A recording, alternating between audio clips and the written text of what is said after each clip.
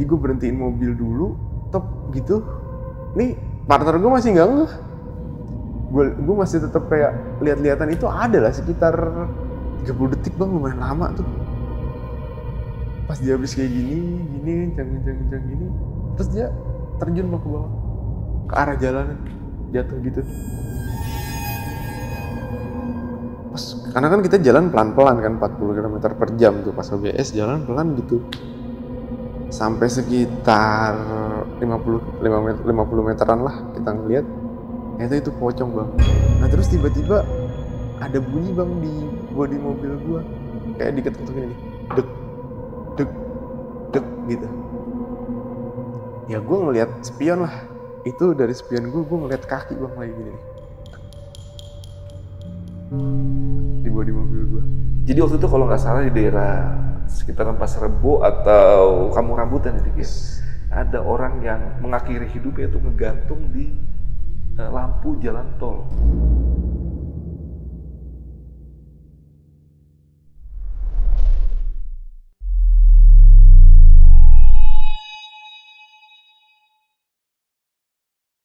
Assalamualaikum warahmatullahi wabarakatuh. Kembali lagi di Lentera Malam bareng gue Adit, dan sekarang kita lagi dari segmen podcast Saksi Misteri. Malam ini kita kedatangan narasumber seorang petugas patroli jalan tol. Kita sapa dulu aja narasumbernya, udah di sebelah gue ada Bang Dika. Bang Dika, apa kabar Bang Dika? Baik bang, alhamdulillah. Petugas patroli jalan tol. Yes. Boleh tahu nggak sih kerjanya itu ngapain aja sih kalau di sana bang? Garis besarnya untuk kita patroli jalan tol itu kan kita basic tugasnya itu pertama pelayanan kepada pengguna jalan. Okay. Terus kalau misalkan ada perbantuan kayak mobil yang butuh bantuan kayak misalkan pecah ban atau mogok butuh derek, kita kasih pelayanan untuk dereknya. Terus ada kecelakaan, ya kita bikin rekonstruksi perambuannya untuk pengamanan dan kita bantu untuk evakuasinya juga. Kurang lebih kayak gitulah. Iya, pokoknya kalau kalian di jalan tol suka ngeliat ada pakai mobil double cabin muter-muter di tol tuh, ya itu salah satunya mungkin Mas Dika di situ ya. Dan lu kerja di sana dari tahun berapa, Mas? Kerja itu dari lulus kuliah 2018 akhir sampai sekarang. Masih statusnya sebagai pegawai. Yes. Oke, nanti mungkin gue minta sama lu misalnya ada nyebut instansi atau tempat-tempat yang cukup sensitif, lebih baik disamarin aja, Mas ya. Iya, pasti. Oke, dan ini kan lu dari 2018 tadi ya? Iya. Berarti sekitar 5 tahun kerja di situ ya? Iya. Boleh nggak sebutin aja nih? Ada nggak sih yang menurut lo itu jalan tol yang bagiannya itu cukup angker? Kalau sebenarnya itu nggak melulu di titik-titik mana. Oke. Jadi kejadiannya itu random, tapi emang sebagian besar ada di titik itu, kebetulan aja. Boleh nggak sih disebut nama tolnya? Kalau nama tolnya nggak bisa. Nggak bisa. Tapi yang mau gue ceritain adalah pengalaman horor gue nih. Kejadian itu waktu gue tugas di sebuah tol di daerah Jawa Barat. Jawa Barat ya? Jawa Barat. Oke, tahan dulu Mas Dika ya. Oke. Sebelum kalian denger cerita lengkap dari Mas Dika, buat kalian yang pengen jadi narasumber seperti Mas Dika yang ada di sebelah gua, kalian bisa langsung aja DM ke Instagram Lentera Malam, itu ada di lenteramalam.id. Yaudah, gak usah lama lagi. Mas Dika, udah siap nih buat cerita malam ini? Insya Allah siap. Oke, yaudah langsung aja kita simak ceritanya.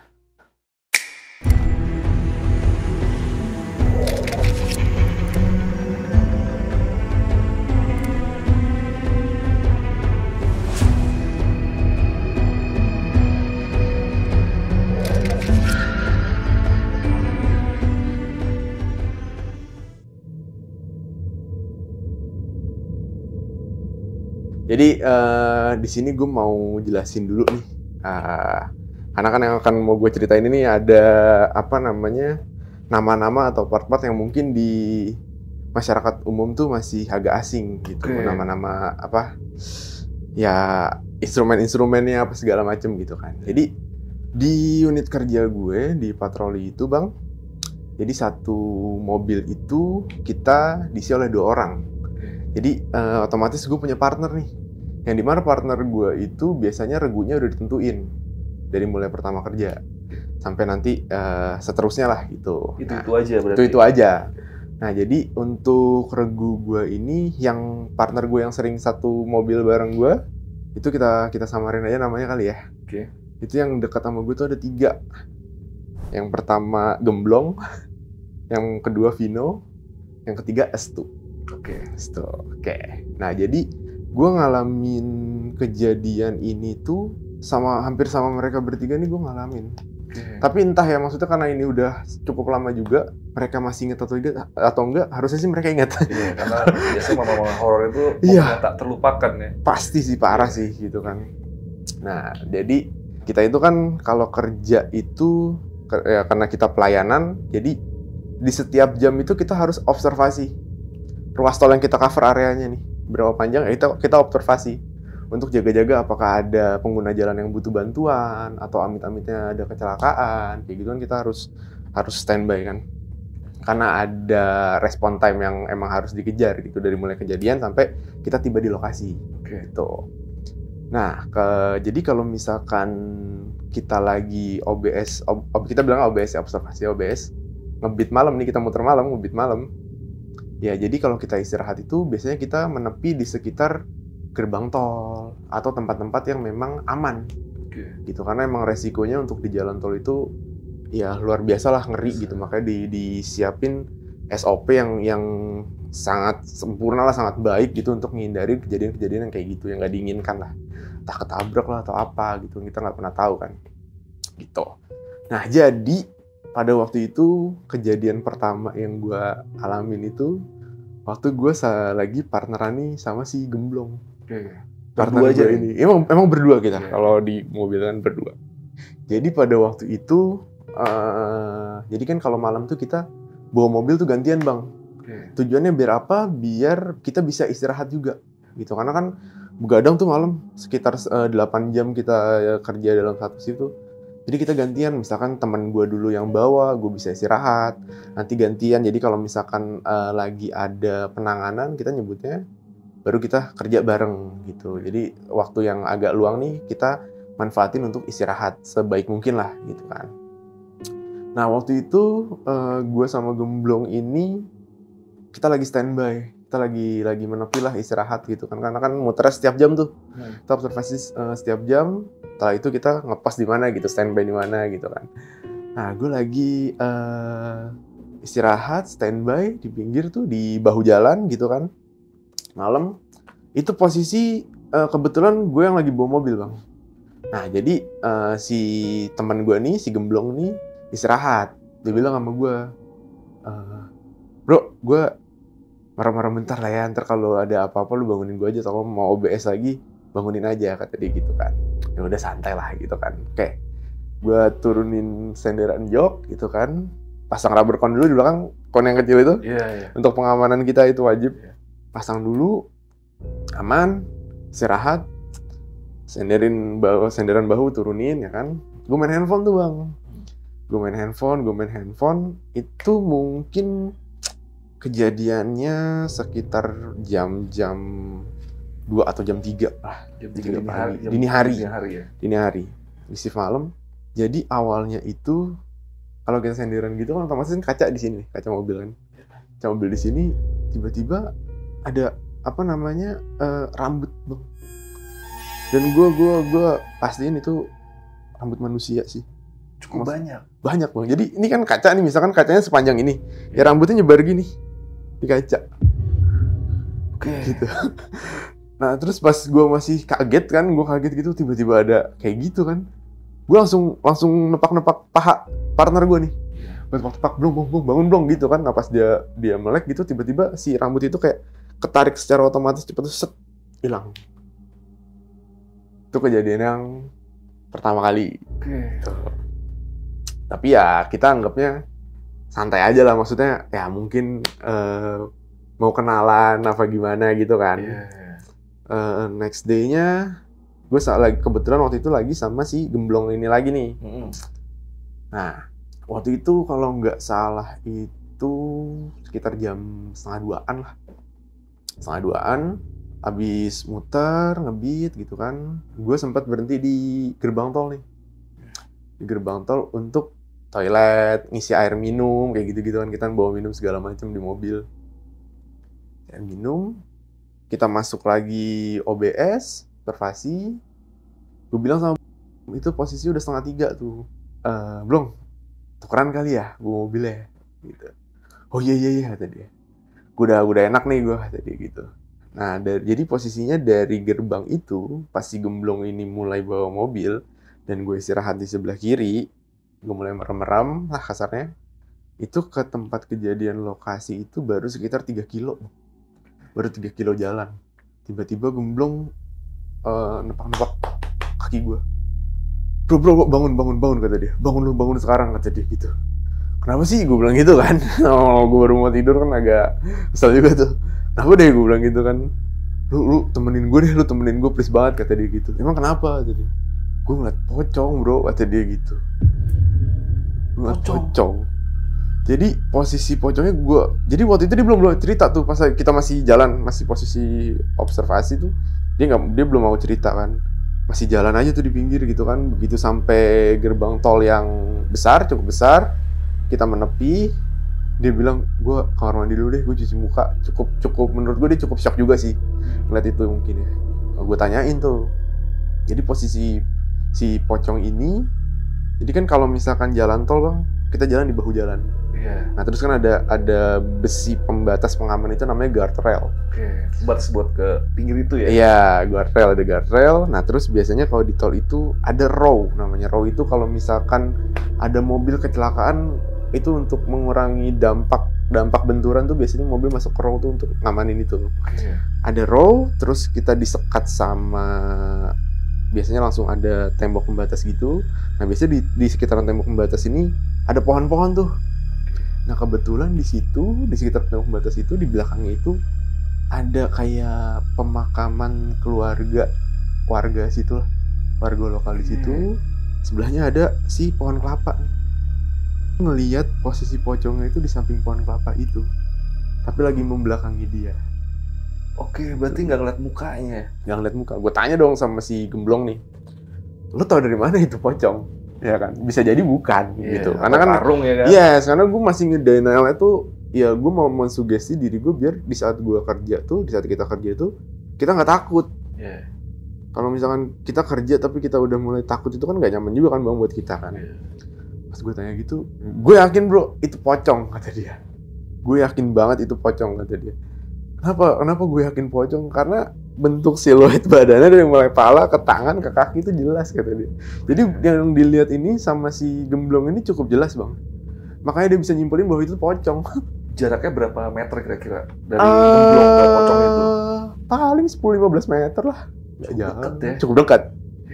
Dan setelah itu kita berdua nih, kalau misalkan kita observasi ngebeat malam itu, kita bener-bener fokus nyetir, melihat jalanannya, kita nggak berani ngeliat ke row di titik-titik tertentu. Gitu. Karena takut salah lihat lagi. Itu bang. Jadi di sana tuh bang, waktu gua kerja di sana itu, yang bikin serem adalah kadang kan kalau kita mau ngelihat hal-hal yang kayak gitu, kadang kita punya firasat. Ya, perasaan gue nggak enak nih, kok merinding ya, kok gimana ya. Nah ini sialnya adalah nggak ada firasat itu. Kita kayak lagi biasa aja, lagi kerja biasa santai gitu kan, lagi minum, lagi ngopi gitu, tiba-tiba kejadiannya kayak gitu. Nah itu yang bikin kita nggak siap. Iya. Kaget langsung, shock lah ya. Yes. Oke, setelah itu apa yang lo lakuin terus? Setelah itu gue tenangin gemblong, gue bilang, "Blong, lu mau di sebelah kiri nggak?" Bahasa kita gitu, sebelah kiri nggak? Nggak mau gue, kata dia. Emang kenapa? Kalau gue di sebelah kiri gue makin deket dong ngeliat, kata dia gitu. Gue di sebelah kanan aja. Iya, maksud. Dibilang gitu kan. Ya udah, terus gimana nih? Gue bilang gitu kan. Ya udah, kita lanjut OBS lagi, tapi lu temenin gue, kata dia. Ya udah ya gue temenin. Akhirnya kita OBS lagi, lanjut kerja lagi. Sampai pagi ya gue temenin aja. Aman lah malam itu setelah itu ya? Setelah itu alhamdulillahnya nggak ada apa-apa bang. Setelah kejadian pocong itu nggak ada apa-apa? Nggak ada apa-apa. Tapi di hari berikutnya? Nah ini yang mau gue ceritain lagi. Oke, lanjut lagi nih.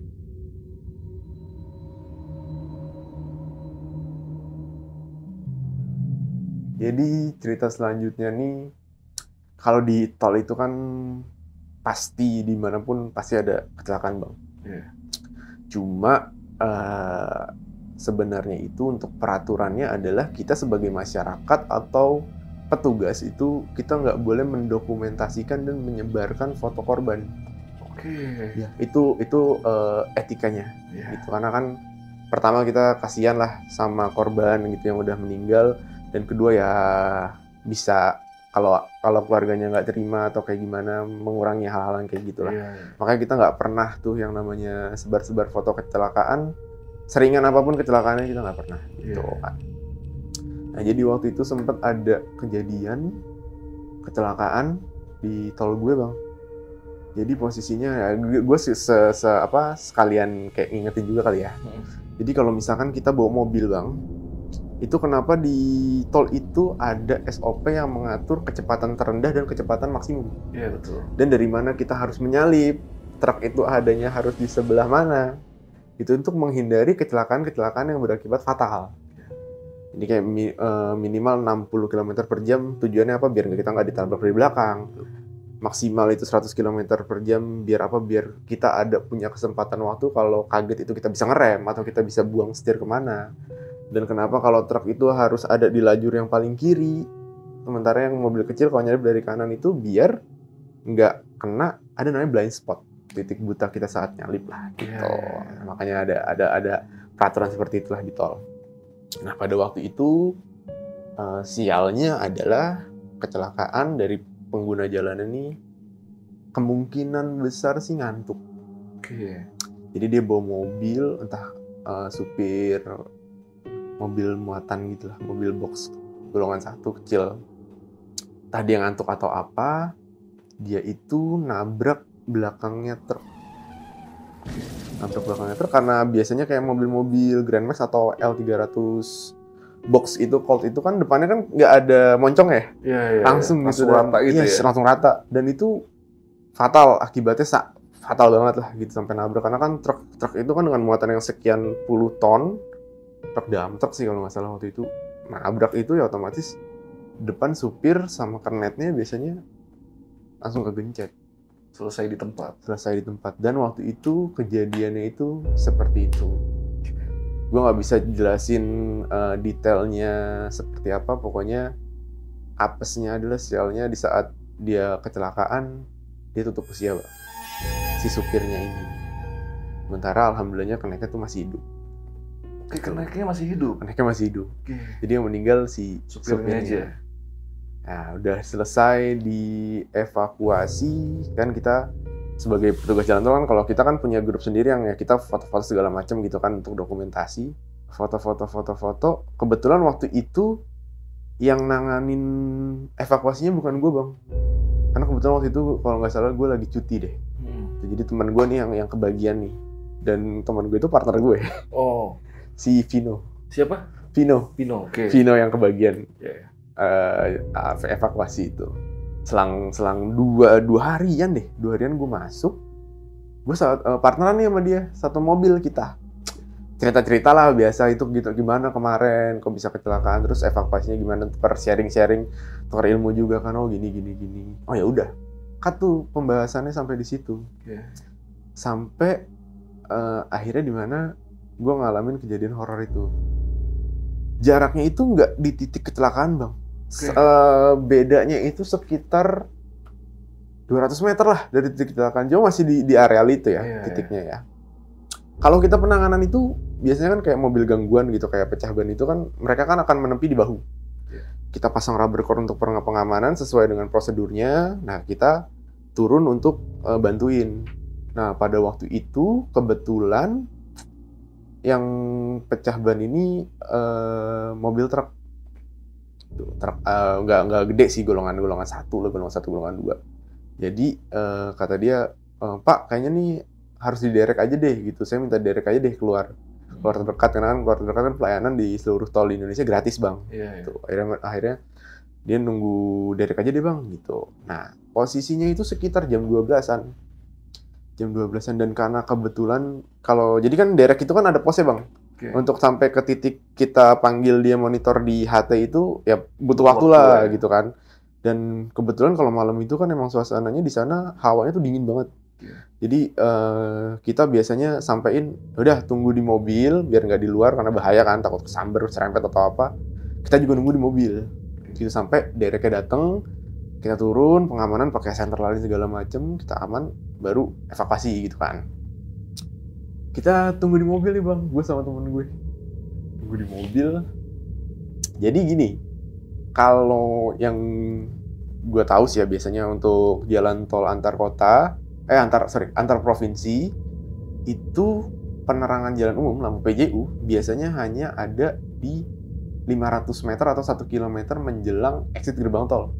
Dan setelah masuk gitu, setelah masuk tol sekitar itulah. Sisanya gelap semua ya? Sisanya gelap biasanya gitu kan. Nah kebetulan itu titiknya itu emangnya nggak ada penerangan jalan umum itu bang. Yes. Nah kebetulan itu posisinya itu kan agak berbelok posisinya. Pas jadi gue evaluasi, kita bilangnya jalur A agak berbelok gini. Nah di sini jalur B. Di jam-jam segitu jam 1 itu kan udah mulai agak sepi ya bang ya. Kendaraan kan hari biasa juga tuh ke arah sana. Jadi dengan lampu PJU yang nggak ada, terus penerangan yang minim banget, nggak ada cahaya sorot lampu dari kendaraan lain, otomatis kan itu gelap banget. Cuma lampu dari mobil kita dan rotator warna kuning, orange gitu lah. Gue nunggu di dalam bang posisinya. Nunggu di dalam ya sambil ngobrol aja nih sama si Vino. Gue ngobrol ya, topik pembicaraan habis ya diam gitu kan, main handphone lah atau ngecek grup atau apa gitu kan. Nah gue ngeliat di lajur B, di jalur B nih, di lawan arahnya berarti? Lawan arahnya, ada orang jalan bang, di median di tengah. Jalan kaki bang, dari depan gue jadi. Misalkan mobil gue di sini, dia dari sini jalan nih, di tengah-tengah median. Yang pertama kali terpikirkan itu waktu itu kita takut itu ODGJ bang. Karena kan kalau ODGJ itu rawan gitu di jalan tol, mereka kan nggak paham namanya, nggak sembarangan aja takutnya ketabrak atau gimana gitu kan. Ya gue notice dong, ODGJ nih gitu kan, berarti kan harus gue amanin. Nah gue tunggu dulu nih bang, gue pastiin dia jalan itu sekitar 50 meter dan itu kebetulan sepi kan. Dia jalan, nah di tengah itu di median barrier, kita bilang namanya median barrier. Median barrier itu apa tuh? Yang kayak sekat di tengah jalan tol itu untuk memisahkan lajur A dan jalur B. Iya. Median barrier kita bilangnya. Itu kan di atasnya itu kalau misalkan agak berbelok gini, ada rambunya bang. Rambu yang kalau kena lampu tuh nyala. Rambu tanda panah yang gini. Warnanya hitam, dasarnya tuh kuning. Nah, kita nyebutnya itu rambu chevron. Jadi di saat dia jalan tuh nanti dia ketutupan rambu chevron, ntar jalan lagi kelihatan gitu kan, terus ketutupan lagi. Nah gue tuh karena masih ragu gitu ya, gue ngeliatnya masih ragu. Jadi gue mau mastiin sampai dia deket dulu nih, karena biasanya kalau ODGJ itu dari jauh kita udah mau evakuasi dia lari, pasti lari, itu yang bikin bahaya. Makanya kita harus nunggu dulu, cari strategi yang pas lah. Nah gue nungguin dia sampai dia sejajar sama gue, jaraknya antara 10 atau 15 meter dari gue, baru kita kita tangkap lah gitu, kita amanin gitu, masukin mobil, keluarin gitu kan. Gue nungguin itu, sampai akhirnya dia lewat rambu chevron, pas posisinya udah hampir sejajar sama gue. Ini ada rambu chevron nih di sini. Dia posisinya hampir sejajar sama gue nih, sekitar 15 meter lah jaraknya bang. Udah ada mobil nih bang, dari arah belakang gue sama dari arah sana, yang otomatis kan nyorot lampunya tuh. Itu gue gak pikiran apa-apa. Setelah kesorot lampu itu, dia ngelewatin si rambu chevron ini, kan otomatis gak kelihatan, karena kan kalau median barrier kan agak tinggi ya, jadi kelihatannya cuma segini doang. Dia ngelewatin rambu chevron ini, tapi dia gak muncul lagi bang, kayak hilang gitu aja, kayak lenyap.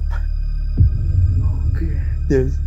Terus gue cerita nih sama si Vino ini, gue bilang, itu lu lihat gak sih? Gue bilang, lu lihat nggak sih? Gue bilang, iya kan? Gue bilang gitu. Gue nggak nyebutin apa, gue cuma bilang, lu lihat nggak sih? Iya kan? Gue bilang gitu. Iya sama, kata dia gitu. Iya mas, kata dia gitu kan. Itu benar kan? Kata gue gitu. Kayaknya sih iya deh, kata dia gitu. Nah maksudnya kayak sih iya deh, karena kan dia yang tahu nih si korbannya. Menurut dia, looknya, ciri-cirinya itu kayak si korban kecelakaan itu. Jadi dapat dipastikan hampir 100% lah, itu yang gue lihat itu bukan manusia. Itu sosok, itu bukan manusia. Dan partner lu inget banget sama perawakan dari korban kecelakaan perawakan itu. Yes. Karena kan dia yang nanganin. Iya. Makanya gue yakin banget. Gitu. Tapi setelah itu lu sempet ngecek gak datengin ke median itu? Sempet bang, pasti kita. Walaupun ada rasa takut pasti, karena kan pada waktu itu gue mikirnya itu ODGJ. Mana tahu dia nunduk, dia ngeliat kita, dia nunduk, dia mindik-mindik, dia lari, dan itu clean bang. Karena apa, posisinya tuh kita ada di jembatan, nggak mungkin dia nyebrang ke sana tuh bawah ada jurang. Hilang lenyap. Gue gak ngerti sih itu. Ini kebetulan gue alamin sama si gemblong lagi.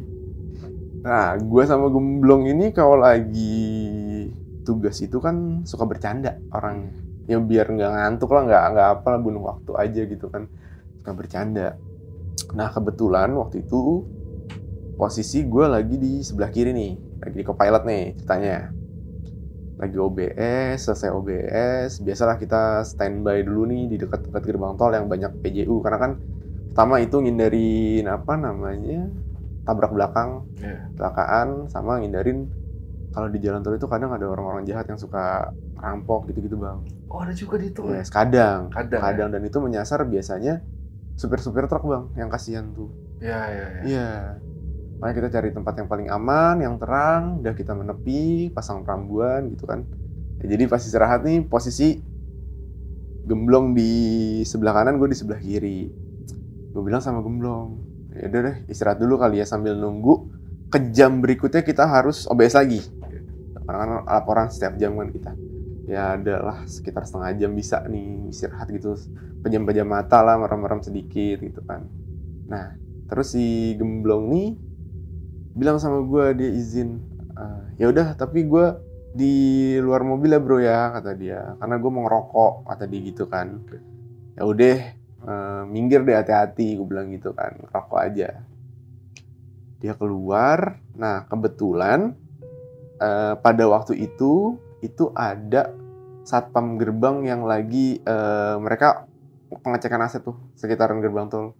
Jadi mereka agak jalan gitu. Nah kebetulan titiknya mereka observasi itu nggak jauh dari tempat gue istirahat.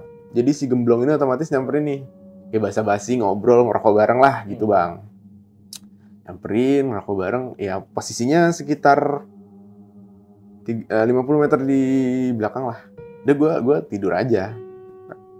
Dan karena gue sering bercanda nih sama si gemblong ini, gue senderan bangku gue turunin.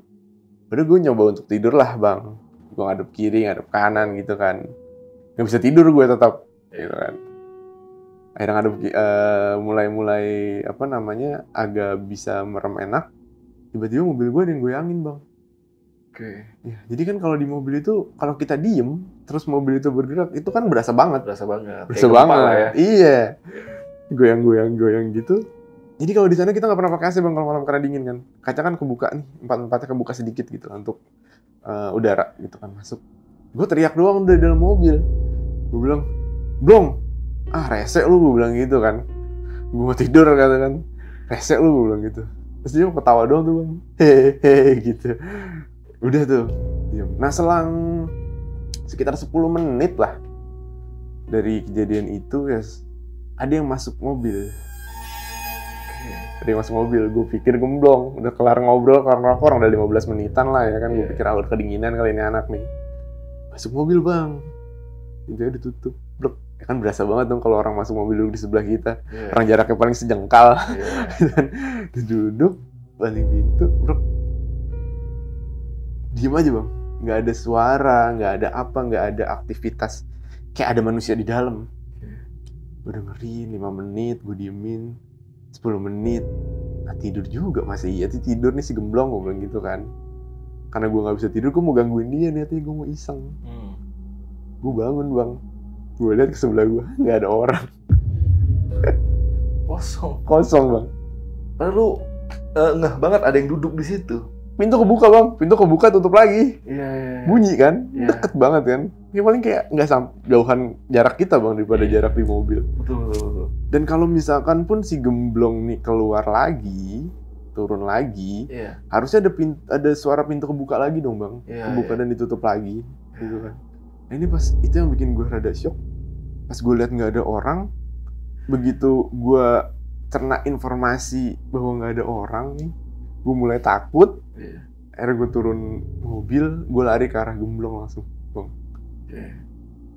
Gue lari, dia nanya, "Lu kenapa udah lari-lari?" Gue bilang sama Gemblong, gue takut kalau misalkan gue cerita dia akan takut juga. Pengalaman dari yang pertama itu kan yang dia ngeliat pocong. Gue bilang nggak apa-apa belum, pengen olahraga aja. Gue bilang dingin soalnya gitu. Karena gue ngerokok di situ 5 menit ya kita masuk lagi. Gue bilang sama Gemblong, lu pindah yuk.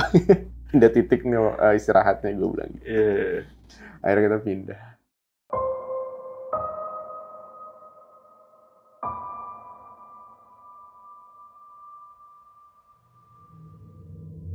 Jadi kejadian berikutnya nih bisa dibilang kejadian yang ini klimaksnya kayaknya ya Bang ya.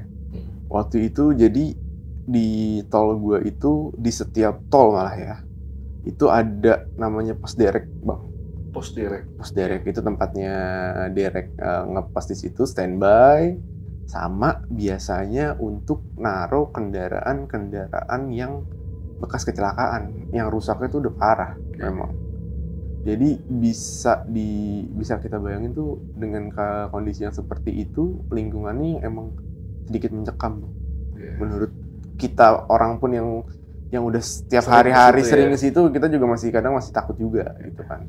Kebetulan di tol tempat gua kerja ini ada pos derek yang fasilitasnya cukup lengkap lah, enak gitu kan. Ada musola juga gitu di situ. Nah, kebetulan waktu itu udah jam-jam 3-an lah. Itu karena gue izin sama kepala shift gue, boleh nggak nih istirahat dulu sekitar 2 jam. Jadi gantian Bang, yang muter si kasif gue ini. Nah, dia pun juga udah nyaranin, dah lu istirahat gantian, kita yang muter. Kita yang OBS nih, gue yang OBS gitu. Gantian lah, backup. Jadi dia udah istirahat duluan, gantian kita gitu kan. Nah, gue sama si Vino waktu itu. Vino. Nah, Vino ini nih orangnya gamers banget. Jadi kalau malam tuh dia jarang banget istirahat. Bahkan tidur tuh jarang banget Bang. Hampir nggak pernah malah main game dia. Kalau lagi waktu luang dia main game gitu kan. Nah, waktu itu gue izin tuh sama si Vino ini.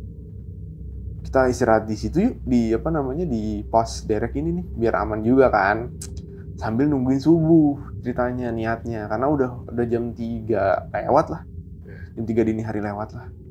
Kata dia, ya udah, lu istirahat aja, kata dia gitu kan. Mau tiduran di mana, kata dia gitu. Gue bilang di musola aja deh, kayaknya enak nih sambil nungguin subuh, gue bilang gitu kan. Ya udah di musola, subuh waktu itu jam 4:45 kurang 5-an lah. Gue istirahat di musola, dia di mobil tuh masih main game. Nah, yang anehnya adalah biasanya itu kan gue kalau misalkan tidur di mana-mana itu untuk nyenyak itu agak susah ya Bang. Dengan suasana yang baru, yang beda gitu. Nah, ini entah kenapa gitu gue tiduran itu kayak langsung deep sleep banget. Langsung tep aja itu, langsung hilang, langsung gelap gitu kan. Nah, di situ tuh gue mimpi Bang. Ini kejadian yang kali ini yang gue alami ini dari mimpi. Jadi gue mimpi di situ setnya itu gue lagi ada di sebuah taman bermain, kayak taman bermain anak-anak ya, yang ada ayunan, ada sandboxnya gitu, ya kan. Nah gue di situ posisinya di set itu gue berdiri, gue nengok ke kiri, itu ada kayak ibu muda gitu Bang. Dia punya anak 2 nih, cewek, kayaknya sih kembar atau adik kakak, cuma beda usianya sedikit. Lagi main di sandbox itu. Dan gue nengok ke kanan, ada ibu muda lagi Bang. Sama punya anak 1 cowok, yang anaknya juga main di sandbox ini. Dan entah kenapa, begitu gue ngeliat si anak ini lagi main, kan total ada 3 kan. Anak ini lagi main, gue ngeliat si anak cewek 2 ini tuh ternyata kuntilanak Bang. Kuntilanak, dan pas gue nengok ke kiri, gue ngeliat ibunya tuh juga kuntilanak. Dan emang sengaja si anak 2 ini ajakin main anak cowok ini 1 karena mereka bertiga si kuntilanak ini mau ngambil anak cowok itu. Entah untuk apa ya. Dan gue sadar itu, gue kayak berusaha untuk ngasih tahu si ibu dari anak cowok ini. Itu, dan tiba-tiba gue lagi nyoba untuk ngasih tahu, nengok kanan, pas gue nengok ke kiri lagi, mereka bertiga nih, si kuntilanak 3 ini, yang 2 kecil, yang 1 ibunya ini, tiba-tiba palanya langsung tiba-tiba nengok cep gitu, ngeliat ke arah gue, matanya melotot dengan kelihatan urat-uratnya itu merah gitu di putihnya. Terus dia teriak kayak nge-scream gitu bang, teriak, mulutnya kebuka lebar, giginya ada taringnya atas bawah, teriak, matanya tuh tiba-tiba dari yang kayak gitu tiba-tiba jadi gelap, terus keluar kayak urat-urat gitu di mukanya bang, warna hitam. Seketika itu juga gue bangun dengan keadaan gue udah keringetan, udah aneh, dan pas banget gue bangun itu azan subuh. Nah, untuk untuk netralin, gue ngambil wudhu, gue sholat, gue balik ke mobil. Dan anehnya tuh gini bang, gue gemblong sama partner gue yang lain mikirnya kejadian ini tuh cuma kita yang ngalamin. Awalnya kita pikir kayak gitu, ragu kita doang nih. Ternyata setelah kita mulai cerita ke teman-teman yang lain juga ngalamin hal sama. Cuma bedanya adalah sosoknya aja nih beda-beda. Sama titik-titik mereka ditampakin tuh beda-beda.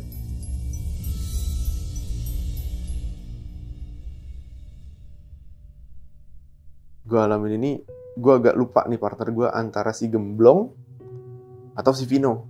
Antara dua itu, tapi kayaknya sih sama Gemblong kayaknya. Karena di antara mereka bertiga si Gemblong paling penakut. Padahal badannya paling gede. Itu paling penakut dia. Jadi gue lagi jalan nih. Lagi OBS nih di bahu jalan. Itu posisi udah menjelang gerbang tol. Yang dimana yang tadi gue jelasin, menjelang gerbang tol itu udah mulai ada PJU tuh penerangan. Tapi posisinya di situ gue jalan masih di daerah yang gelap, nggak ada penerangannya, nggak ada PJU-nya. Mulai masukin ke PJU yang terang ini nih. Gue jalan dari jauh, gue lihat kayak ada, gue kembali di jalur A, itu ada di jalur B. Kayak ada sosok nih di jalur B. Tapi diem aja, gue lihat dari jauh. Cuma kan itu masih jauh lah, sekitar ya hampir 100 meter lah. Cuma karena itu lurus dua ngemplong, jadi kita kalau micingin mata tuh kayak ngelihat gitu, gitu kan. Karena kan kita jalan pelan-pelan kan, 40 km per jam tuh pas OBS, jalan pelan gitu. Sampai sekitar 50 meteran lah kita ngelihat. Ternyata itu pocong bang. Dia lagi berdiri di samping median barrier. Di tengah itu yang tadi gue jelasin. Sekat antara jalur A dan jalur B. Dia lagi berdiri di situ. Awalnya gue mikir sama si Gemblong, ini berdiri doang kali nih. Kayak Gemblong waktu itu lihat nih. Atau enggak bang, awalnya dia loncat-loncat dulu nih, tep, tuh di median itu, loncat, tep, tiba-tiba dia lompat ke jalur abang, tuk gitu, lagi tuk gitu. Gue sempat berhentiin mobil bang, takut bang jujur, ngelihat itu. Dan itu jelas karena dia ada di posisi yang terang, yang udah ada PJU-nya, udah ada penerangannya, dia lompat di situ. Terus apa yang lo lakuin setelah itu? Gue berhenti dulu, gue liatin sambil ya nge-freeze juga lah gitu sama si Gemblong ini. Liatin, lompat, masuk lagi ke jalur B, terus tiba-tiba hilang gitu aja sosok itu. Dia lompatin median itu tinggi loh bang, dada orang dewasa lah. Lompat, hilang. Terus gue tengok-tengokan sama si Gemblong. Terus Gemblong bilang gini, lu lihat juga ya, kata dia. Ya jelas lah gue lihat, makanya gue berhenti, gue bilang gitu kan. Gimana nih? Lanjut nggak, kata Gemblong gitu. Nggak mungkin juga mundur gitu kan, gue bilang. Lanjut aja kali ya, lanjut aja, bismillah aja. Akhirnya lanjut bang. Berhenti di gerbang tol terdekat, udah turun dulu, cuci muka dulu, minum dulu, rokok dulu. Udah sekiranya santai, karena gue kan ngelewatin jalur itu lagi kan. Udah tarik napas. Gue tawarin lagi sama si Gemblong, lo apa gue yang bawa, gue gitu kan. Lu aja deh, gue gak berani kan. Akhirnya kita kerja lagi. Jadi alhamdulillah aman. Jadi kejadian itu tuh setelah kita beberapa kali mengalami ngelihat sosok-sosok yang aneh-aneh bang. Jadi di dalam diri kita tuh kita udah nge-suggest, kita gak boleh takut gitu. Jadi kita udah mulai bisa pakai logika nih mikirnya. Beraniin aja kali ya. Nah, dan klimaks yang terakhir yang gue alamin ini bener-bener apa ya, nabrak, ngebenturin logika banget sih bang. Waktu itu gue lagi sama si Estu. Posisi itu sama nih, lagi OBS juga. Karena hari-hari kita OBS udah nggak ada lagi deh. Kita ngeliatin jalur gitu kan. Kita OBS. Jadi posisinya mobil di bahu jalan. Nah, kalau di jalan tol itu kan ada namanya JPO bang, jembatan penyeberangan orang. Ya kan? Di atas melintang-melintang gitu. Itu tingginya kurang lebih sekitar 5,5 meter dari kita bawah. Jadi kalau misalkan kita udah mulai mendekat, bahkan posisinya tuh udah mulai hampir sejajar, itu jarak pandang kita deket banget dan jelas banget apa yang kelihatan di atas sana dari bawah itu. Nah, posisinya waktu itu bukan JPO, tapi bentuknya kayak JPO itu untuk pondasi pipa air pump gitu loh bang, yang gede-gede itu, untuk ngelewatin itu. Jadi kan kalau nih pipa terus ada tatakannya gini, di sininya kan pasti di sisi-sisinya itu kayak ada space yang memungkinkan untuk orang duduk di situ. Oke. Masuk nih ya. Nah, terus gue lagi OBS, tiba-tiba gue ngedenger kayak suara burung. Karena kan biasa kita buka kaca karena dingin kan malam. Itu posisinya belum malam-malam banget bang. Itu sekitar abis isya lah. 7:30 yang dimana bentar lagi sekitar jam 10 itu kan gue harus hapusan ganti ke shift berikutnya. Jadi kita OBS tuh bisa OBS sampai jam 9, OBS terakhir baru balik kantor kan. Gue lagi OBS, gue denger suara si burung gagak itu kayak burung, gue gak tau si burung apa, cuma suara burung lah wak gitu. Dan itu maksudnya udah malam kan. Kita mikir-mikir burung apa yang masih bunyi jam segitu. Hampir gak ada kan. Nah cuma pada waktu itu teman gue nih si Astu kayaknya sih kayak entah lagi ngapain, kayaknya lagi lihat IG sih sebelah kiri, jadi dia nggak terlalu merhatiin, nggak terlalu fokus ke jalanan lah ya, nggak terlalu fokus ke jalanan gitu kan. Jadi kan gue di sebelah kanan nih, gue nyetir gitu, gue fokus, ya udah kayak masih biasa aja burung doang gitu kan. Terus tiba-tiba begitu gue jalan OBS mendekati si talang air yang gue bilang tadi nih, kita bilangnya talang air nih, JPO talang air. Emang sih nggak ada penerangan yang cukup ya bang ya, tapi masih cukup terang untuk ngelihat sosok bang. Jadi gue ngeliat kuntilanak lagi duduk gini bang, duduk gini, jadi kakinya tuh dioncang-oncangin gini, palanya gini-gini nih, gitu. Itu jarak sekitarnya 30 meter lah. 30 meter dari lu? 30 meteran dari gue. Jadi begitu gue ngeliat itu tuh bedanya tuh, gue langsung takut. Karena gue udah tahu nih, ini sosok apa yang gue lihat, gue udah tahu nih. Ini setan sih, gue bilang gitu kan. Jadi begitu gue takut nih, gue mau ngomong tuh agak susah bang. Kayak agak, apa ya, merinding sih gue, agak aneh lah. Jadi gue berhentiin mobil dulu, top gitu. Nih partner gue masih nggak ngeh.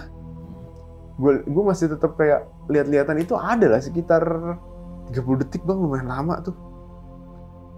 Pas dia habis kayak gini, kencang gini, terus dia terjun ke bawah, ke arah jalanan, jatuh gitu. Gue langsung secara spontan gue nyebut, astagfirullahaladzim, gue ngeliat apa nih, gitu kan. Bingung juga kan gue ngeliat apa nih, astagfirullahaladzim gue gitu kan. Terus partner gue nanya nih si Estu, apa sih lu tumben nyebut kata dia gitu. Gue belum bisa cerita bang, masih rada-rada apa namanya, kaget lah, rada kaget dan bingung nih kenapa sih gitu, gue ngeliat apa sih gitu kan. Gue lanjutin bang OBS. Nah tiba-tiba mobil itu kan, bodi mobil itu kan kaleng, dan di belakang ini kan double kabin, terus ada baknya. Jadi di atas di dalam bak mobil patroli itu ada rambu sama ada kotak itu untuk nyimpan alat-alat lah kebutuhan kita. Nah terus tiba-tiba ada bunyi bang di bodi mobil gua, kayak diketuk-ketukin ini, dek gitu. Ya gua ngelihat spion lah. Tiba-tiba itu dari spion gua ngelihat kaki bang lagi gini nih di bodi mobil gua. Tapi kakinya doang segini kan dari spion kan. Iya. Dan saat itu juga itu mulai kecium ini bang, wangi kayak apa ya, kalau gue bilang ya kembang kuburan kali ya, yang buat ditabur gitu. Kayak wangi gitu. Gue nanya masih Estu, ini posisi masih ada nih kakinya. Cuma gue nggak mau cerita, gue nggak mau ngomong, takut dia takut kan. Kalau dia takut, gue takut. Amsyong kita berdua kan di mobil masalahnya nih. Gue nanya, lu nyium bau bunga nggak sih? Gue bilang. Dia nyium gitu kan. Parfum lu ya kata dia. Dia masih bercanda sama gue bang. Parfum lu ya? Oh, lu nyium juga? Gue coba bilang gitu bang. Gue jalan, gue istighfar, gue masih liatin bang itu spion masih ada bang. Itu sekitar 50-100 meter bang, gue jalan masih ada itu kaki. Dan masih bunyi. Cuma anehnya adalah partner gue nggak denger bunyi itu, nggak kedengeran sama dia. Jadi dia masih santai aja, entah kenapa ya. Kalau baunya mungkin kecium sama dia. Dia nyium baunya, sampai dia sempat bercandain gue parfum lu ya kata dia gitu. Wangi kembang dah kata dia gitu, bang. Dia sadar itu, sambil bunyi, masih bunyi tuh bang. Sekitar 50-100 meter, gue lihat lagi, tiba-tiba udah nggak ada. Dan besok paginya, shift 3 nih. Kalau shift 3 itu kan nyuci mobil, ya kan.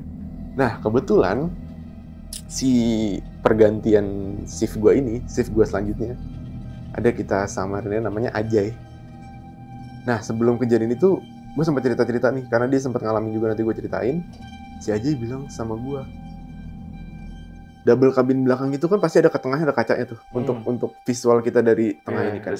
Nah yes, dari kaca itu ke belakang double kabin tuh biasanya disekat lagi sama kayak teralis gitulah, buat pengaman gitu. Jadi di antara kaca, ini tuh ada teralis gini, yang nggak memungkinkan ada orang ke situ lah. Jadi kayak ada kesekat gitu lah. Walaupun teralisnya jarang-jarang gitu kan. Di kaca itu bang, ada kayak jeplakan tangan, muka gini. Kenapa bisa ada itu? Karena kan kalau malam berembun kan. Iya. Jadi pagi dia nemuin itu. Si Ajay. Di situ. Waktu itu dia sempat kirimin WA-nya bang ke gua fotonya. Masih ada nggak fotonya? Nah itu dia. Udah lama banget kan. Jadi karena waktu itu gue mikirnya gue takut diikutin. Kalau gue nyimpen foto beginian langsung gue hapus. Gue bilang sama dia hapus deh. Oke, coba tapi mungkin ini kali ya. Nanti lu coba kontak temen lu siapa tuh masih ada. Yes. Boleh kita minta. Kalau ada pasti gue kasih. Kalau ada kita minta ya. Pasti gue kasih. Oke, siap. Gitu. Itu ya beberapa yang gue alamin, Bang Adit. Tapi ada juga yang teman-teman gue alamin dari beberapa daerah yang beda ruas juga bang sama gue. Mereka ada yang ngalamin juga. Oke, mungkin boleh kali satu cerita yang menurut lu paling serem yang dialamin sama temen lu yang lain. Oke bang, jadi cerita yang dialamin temen gue nih, yang menurut gue emang udah ngaco sih, udah aneh gitu kan. Jadi dia beda divisi bang sama gue. Oke, bagian apa dia? Kalau gue itu kan patroli, dia itu bagian gerbang, full tol. Oke, petugas gerbang tol. Petugas gerbang tol. Yang notabene dia nggak kemana-mana nih. Paling mainnya di situ-situ aja. Nah, kalau petugas gerbang tol itu kalau malam itu kan ada namanya PPI bang. Petugas pengganti istirahat. Nah, jadi kalau misalkan dia lagi nggak ngegantiin si orang yang masuk di shift tersebut, ya otomatis dia bisa istirahat lah. Dia bisa tidur, bisa istirahat gitu kan. Nah, jadi waktu itu di tempat di ruas dia kerja nih, kalau mereka istirahat itu ada namanya long boot bang. Apa? Long boot. Apa tuh? Long boot itu kayak gardu, tapi yang agak panjang, gelap. Biasanya itu isinya tuh ya kayak peralatan kayak monitor atau untuk monitoring data dan segala macem gitu. Gue juga kurang ngerti sih. Ada long boot gitu yang emang udah nggak kepake. Jadi itu udah emang diperuntukkan untuk naro kopi, naro teh untuk orang istirahat gitu. Dia cerita bang sama gue. Kata dia, iya men, kata dia. Gue istirahat, kata dia gitu. Awalnya gue bilang sama senior gue, bang, lu ntar kan PPI-nya jam 3, kata dia. Gue tidur dulu kali ya. Yaudah, sono, lu tidur aja dulu, kata seniornya gitu. Ya udah men, gue tidur. Gue bilang dong gue tidur di mana biar nggak dicariin, kata dia gitu. Gue tidur di long boot ya, kata dia. Nah, terus senior gue tuh kayak agak kaget gitu. Hah, long boot? Ya udah deh, iya kata dia sambil cengengesan gitu kan. Ya udah gue nggak ada firasat apa-apa men, kata dia. Gue tidur aja, gue jalan, gue masuk, gue tidur, kata dia gitu. Nah jadi tempat dia tiduran gitu, sempat tiduran gitu di tengah. Setelah dia tidur sekitar 1 jam 1 jam setengah, dia tuh kayak kebangun gitu bang, kayak mendusin. Kenapa dia mendusin? Dia madep ke kiri bang badannya. Pas dia mau madep ke kanan, itu kayak ada orang yang tidur di belakangnya dia, jadi dia nggak bisa ngadep kanan gitu loh, kayak ketahan. Iya, oke. Nah terus dia mikirnya, ini ada orang kali ini yang tidur juga nih, karena kan space-nya kan kecil kan dalam long boot itu untuk tidur. Ketahan, Ya udahlah, dia tidur lagi bang. Dia tidur lagi. Pas menjelang subuh deh kalau nggak salah. Dia cerita sama gue tidur lagi, tiba-tiba gue mendusin, gue melek, jadi kan belakangnya ini meja bang. Kalau meja itu kan kalau kita tiduran gini, ya udah kelihatan atas segini lah meja. Nah, itu di sebelah sini bang, ada kaki bang, gini nih, ngamplek gini aja gantung gini, cuma nggak kelihatan badannya kan, badannya di atas meja tutupan dari bawahnya. Dia cuma gini dong nih, gue liat gini, kaget, shock, ngeliatin. Terus gue tanya, lu gimana? Ya udah gue istighfar aja, badan gue udah mulai bisa bergerak, gue kabur kata dia. Gue kabur dan ini belum kelar bang. Ini orang rada gila nih. Kata dia gue masih penasaran men katanya. Besok gue tidur lagi di situ.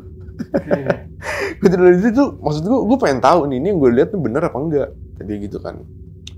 Gue bilang lagi sama senior gue, bang gue tidur lagi di Longwood kata dia gitu. Gue udah tahu nih temen si senior gue kata dia. Senior gue udah tahu nih di situ ada sesuatu kata si temen gue ini. Cuma dia nggak mau ngomong ke gue, dia cuma nanya, lu yakin tidur di situ kata seniornya. Kata temen gue, iya yakin lah kata dia. Udah dia tidur lagi, gue tidur lagi men di situ katanya. Gue tidur nggak ada apa-apa tuh kata dia gitu. Pas gue menjelang bangun, gue mau bangun. Jadi Longwood itu bang, itu kan ada kacanya nih sisinya. Kayak samping ini kaca. Dia bangun, dia ngeliat ke kaca bang, kan dari dalam keluar kan kelihatan tuh jelas kacanya. Itu kaki ada lagi bang, tapi posisinya di luar. Jadi kelihatan kakinya tuh dari dalam, segini. Berarti di atap Longwood? Di atap Longwood dia duduknya. Kakinya kelihatan di jendela. Iya, kelihatan lagi. Gue tanya kan, terus tuh gimana? Gue bilang gitu. Itu gue udah gak pakai kaku katanya. Gue langsung kabur. Sempet gue tanya kan, bang lu sempet ngeliat nggak ke atas gitu pas lu buka pintu, lu liat ke atas gitu? Nggak men, nggak berani gue. Setelah dari situ gue udah nggak mau tidur di Longwood lagi. Dan gue diceritain sama senior gue, kata dia di situ emang siapa aja yang tidur di situ pasti digodain sama si teteh itu bilang. Si teteh katanya. Jadi berarti mungkin sosok itu udah terkenal. Ya. Ada yang tahu nggak maksudnya asal usul si teteh itu dari mana? Ada ceritanya nggak? Nah itu dia bang, karena kebetulan ruasnya beda nih sama gue, jadi latar belakangnya tuh gue nggak dapet kalau yang di sana. Oke, ya pasti itu sosok teteh itu cukup terkenal. Kayaknya sih ya. Kayak sering banyak ketemu juga sama si teteh itu. Makanya nggak ada yang mau tidur di Longwood itu kecuali teman gue yang ngaco ini nih. Wah anjir. Gitu. Itu malam ya posisinya berarti ya? Itu malam terus bang, kejadian kayak gitu.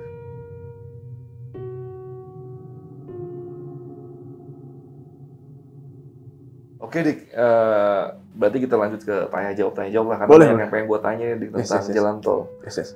Ini salah satu tragedi yang masih teringat banget nih sama gue sampai sekarang ya. Walaupun gue nggak nyaksiin langsung, gue cuma baca beritanya doang nih.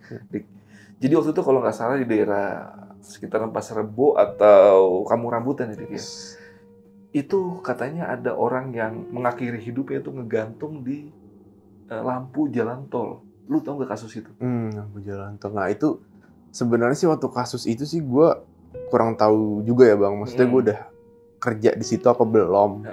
Tapi kalau dengar selentingan dari senior tempat gue kerja sih, ya emang itu sempat heboh juga bang. Sempat kejadian juga. Makanya kan sempat masuk berita juga deh kalau nggak salah ya waktu itu ya.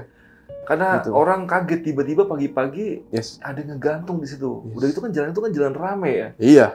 Ya pagi dilaluin banyak orang. Lu dapat berita nggak? Dapat informasi nggak? Maksudnya ya mungkin cerita-cerita dari teman-teman lu itu penyebabnya apa sih orang itu sampai begitu? Jadi sih ini gue nggak tahu ya, gue nggak bisa pastiin apa gimana karena gue dengar info-info aja dari orang lain lah gitu ya. Ya katanya sih itu kalau nggak salah sih korbannya bapak ya. Kalau nggak salah ya laki-laki ya kalau nggak salah ya. Katanya sih emang itu udah kelihatan dari sore deh kalau nggak salah. Itu emang mondar-mandir di sekitar situ bang. Terus ya entah kenapa nggak kepantau apa gimana, tiba-tiba pagi-pagi udah ketemu udah gantung diri. Gitu. Nah yang bikin gue penasaran setelah kejadian itu, ruas tol itu yang bagian si bapak-bapak itu angker nggak sih? Atau pernah ada yang nyaksiin gitu? Kalau yang nyaksiin sih, jadi gini bang, kalau misalkan ada kejadian-kejadian seperti itu di dalam tol itu, yang tadi gue bilang kalau ada korban atau apa kan kita kan langsung cut kita nggak akan bahas itu secara berlarut. Iya. Tapi kalau ditanya ada nggak sih kejadian sih, gue yakin pasti ada. Cuma belum sampai aja nih ceritanya kemana-mana. Karena lu nggak bertugas di jalan tol. Iya, karena beda ruas kan. Beda ruas, jadi gue nggak denger banyak. Mungkin kalau misalkan gue masih, bukan masih ya. Kalau misalkan gue ada waktu itu gue udah kerja atau gue udah tugas di situ dan kejadian, pasti kabarnya harusnya sih seluruh petugas tuh tahu. Oke. Nah buat kalian yang penasaran mungkin pengen tahu beritanya, pasti kalian cari di Google pasti ketemu tuh kejadiannya. Karena itu cukup rame. Itu tiba-tiba orang kaget pagi-pagi ada ngegantung di lampu jalan tol. Nah mungkin yang cukup menarik juga nih Dik. Setiap kali gue lewat jalan tol tuh kan sering ada kayak kucing atau anjing ketabrak di tol. Nah itu kan kalau kita mau ngambil kan pasti bahaya tuh. Itu ada petugasnya nggak sih atau gimana sih? Ya itu salah satu dari... Atau tugas lu itu? Itu salah satu tugas dari satuan unit kerja gue, Bang. Oke. Jadi untuk material apapun yang sekiranya bisa menyebabkan bahaya atau ada potensi menimbulkan bahaya di dalam jalan tol, itu kita pasti amanin.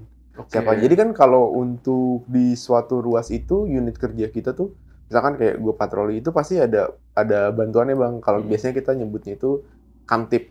Gitu ya. Emang mereka tugasnya siapa aja yang nemuin hal-hal yang kayak gitu, yang mereka yang ngurus gitu. Iya. Gitu. Itu bagian ngebersihin tuh kira-kira jam berapa sih? Karena gue nggak pernah ketemu tuh sama orang-orang yang lagi ngambil itunya gitu. Iya Bang, ya random aja sih Bang kalau jamnya. Cuma kan karena jam sepi aja gitu ya.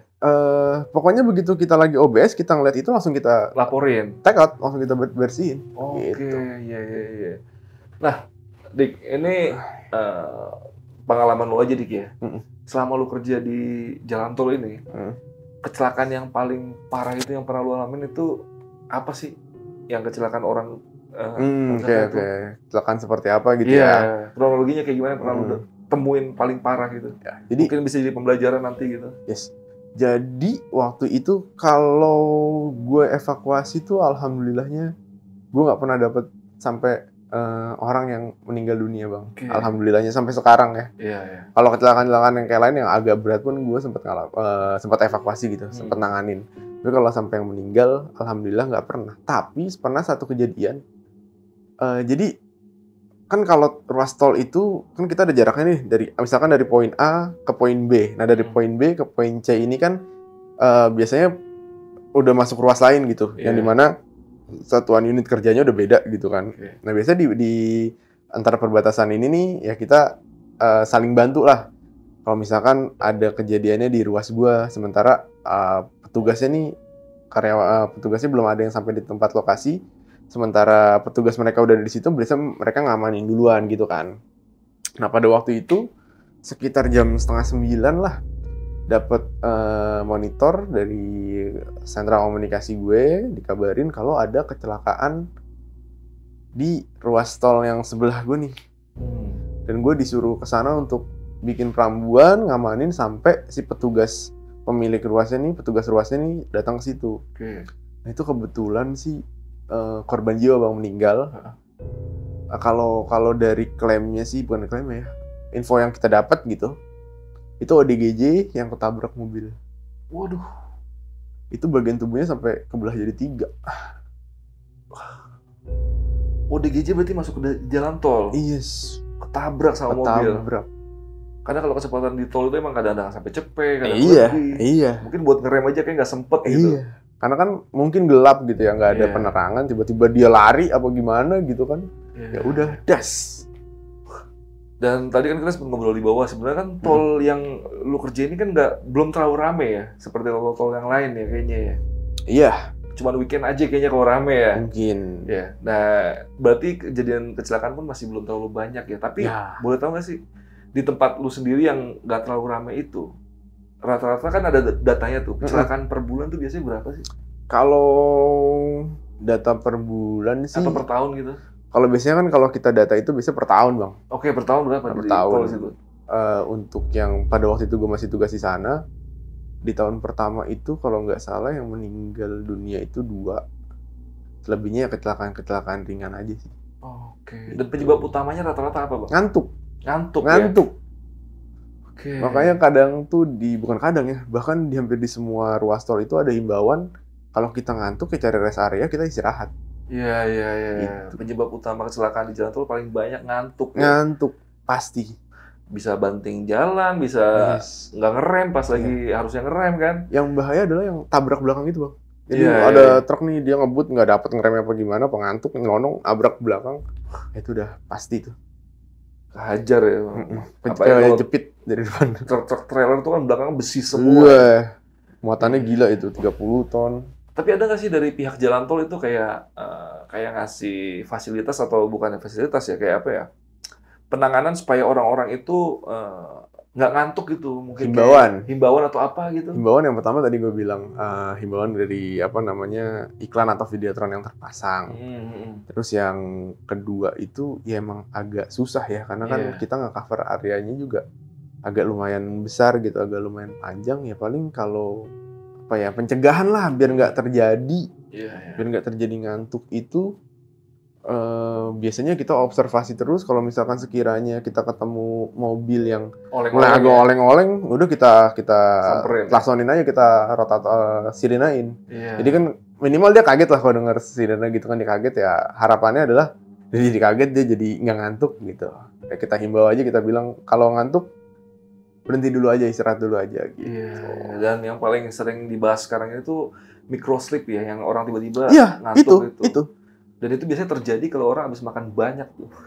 Bener banget. Udah kena nasi tuh. Iya, gue kalau habis makan soalnya ngantuknya parah, berat. Padahal cuma meran 5 menit udah seger lagi gitu. Jadi mungkin kalau kalian udah habis makan, ngantuk, tidur dulu aja, jangan lanjutin perjalanan. Bahaya banget.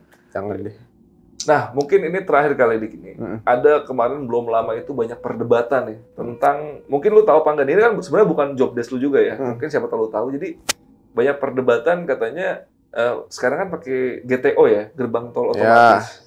Banyak yang ngomong kalau GTO itu udah sepenuhnya otomatis. Jadi nggak perlu ada orang, nggak perlu ada pegawai di situ yang harus buka tutup atau apain gitu. Nah, ada juga yang ngedebatin. Jadi ada yang ngedebatin juga kalau GTO itu nggak sepenuhnya otomatis karena mobil itu kan harganya beda-beda, ada golongannya. Ada orang bagian yang ngebukain pintu tol dengan mungkin kayak ngasih informasi tuh kalau itu golongan 1, 2, 3 gitu. Bener, dan Bang. Itu yang benar kayak gimana sih? Jadi yang benar adalah kalau gerbang tol GTO otomatis itu kan kita biasanya nyebutnya gawang tuh, pembatas ketinggian. Jadi yang otomatis bisa masuk atau ngelewatin itu adalah semua golongan 1. Yang udah pasti tuh. Jadi nggak perlu, yang ada gawang, jadi nggak perlu dipantau lagi.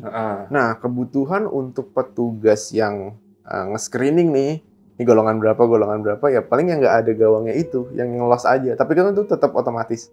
Nah, itu harus dipencet tuh golongannya, harus dilihat. Ini golongan berapa ya, pencet, baru bisa di-tap, baru kebuka. Berarti bener emang ada petugasnya. Masih tetap dibutuhkan. Ya?